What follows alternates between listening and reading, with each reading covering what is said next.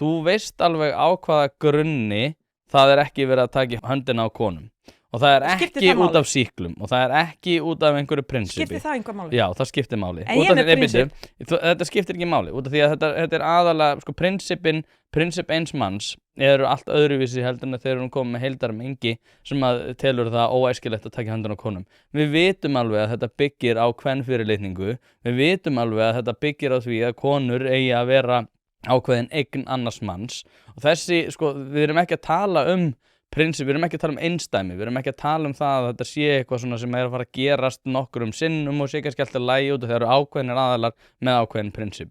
Það ákveðin undirliggjandi kvenfyrirlitning sem við þurfum að horfast í augu við og þegar til dæmis eins og frægt var þegar var þennan norsku kennari sem að sagði bara hingað eru þið komin og þið takið höndina á konum þegar það er beðið út af því að þetta byggist á menningarlegu afbrigði sem komið frá öðrum heimi sem hefur ekkert með okkar hugmyndar að gera það hvað stöðu konur að gegna í samfélaginu. Þetta eru áhyggjurnar. Þetta snýst ekkert prinsip eins manns, hvað má ég ekki sleppa því að taka höndunum? Að sjálfsögðu eiga ákveðinir aðalar að hafa getu til þess að sleppa því að taka höndunum á konum. En aftur á móti þegar við komum með stóra hópa fólks sem eru að sleppa því að taka í höndunum á konum, þá vitum við það að það framlenging á undirliggjandi annarri hugmyndafræði sem að við teljum óæskileg í okkar samfélagi. Þetta hefur ekki að gera með handabandið per se, þetta snýst viðhorfið sem þá að umbreyta og í ákveðnum þegar þau komið í stóra hópa eins og víða í Evrópu, þá eru áhyggjarnar farin að verða miklu stærri heldur en þetta eina handaband.